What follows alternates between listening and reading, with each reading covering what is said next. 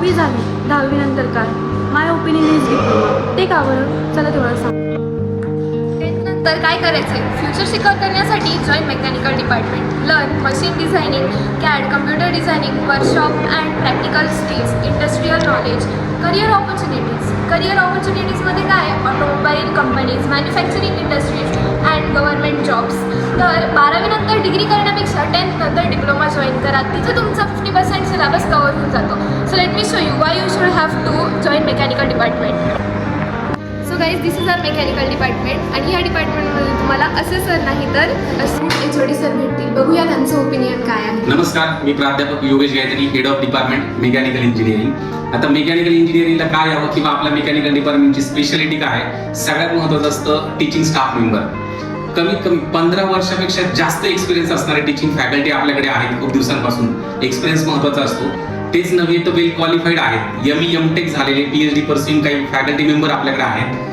त्याच्यानंतर mentor system जी कुठेच नसते, ती मेंटॉर सिस्टीम आम्ही इथं राबवत असतो. म्हणजे दर 20 विद्यार्थ्यांच्या पाठीमागे एक स्टाफ मेंबर असतो आणि तो त्यांचा इथला पालक असतो. तो कायम 3ही वर्ष त्यांना कायम मदत करत असतो, कोणत्याही पद्धतीची मदत असेल ती.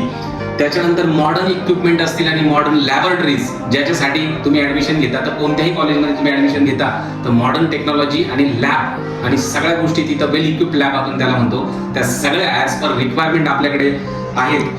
महत्वाचं, मुलं जेव्हा पासआउट होणार आहेत तर त्यांच्यासाठी म्हणजे पासआउट होण्याच्या अगोदरच लास्ट सेमिस्टर पर्यंत जातात. 50 पेक्षा जास्त टॉप कंपनीज, ज्या मल्टीनॅशनल काही कंपनी आहेत त्या कंपनीज आपल्याकडे येतात रिक्रुटमेंटसाठी आणि विद्यार्थ्यांना डायरेक्टली जॉब अवेलेबल आहेत. 5-5, 6-7 लाखापर्यंत पॅकेज मुलांना चांगले मिळतात आपल्याकडे. MBA ॲक्रिडेटेड डिपार्टमेंट आहे, नॅशनल बोर्ड ऑफ ॲक्रिडेशन मान्यांकन मिळालेलं हे डिपार्टमेंट आहे. त्याच्यामुळे नक्की तुम्ही मेकॅनिकल डिपार्टमेंटला चॉईस ठेवा आणि KK वागचं मेकॅनिकल डिपार्टमेंट हे टॉप आहे, काय लक्षात असू द्या.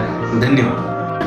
तुम्हाला सुद्धा डाऊट असेल ना, मेकॅनिकल ब्रांच म्हणजे फक्त मुलांसाठी, तर असं काही नाही. इथे लास्ट इयरला 40% मुलींनी ॲडमिशन घेतली. आमच्या मेकॅनिकल डिपार्टमेंटमध्ये मुलींची सेफ्टी ही फर्स्ट प्रायोरिटी आहे. जॉब ऑपॉर्च्युनिटी, तुम्ही जर मेकॅनिकल इंजिनिअरिंगमध्ये ॲडमिशन घेतलं तर तुम्हाला गव्हर्नमेंट सेक्शनमध्ये सुद्धा जॉब मिळू शकते. जसं की लास्ट 2 इयर्समध्ये आमच्या डिपार्टमेंटमध्ये 7 मुली RTO ऑफिसर्स झालेल्या आहेत. तसंच मुलांचा पण विषय आहे. तुम्हाला वाटत असेल मेकॅनिकल इंजिनिअरिंग म्हणजे कोर ब्रांच, तर असं काही नाही. तुम्हाला सॉफ्टवेअर कंपनीमध्ये सुद्धा मोठ्या पोझिशनमध्ये जॉब भेटू शकतो जर तुम्ही मेकॅनिकल इंजिनिअरिंगमध्ये ॲडमिशन घेतली तर.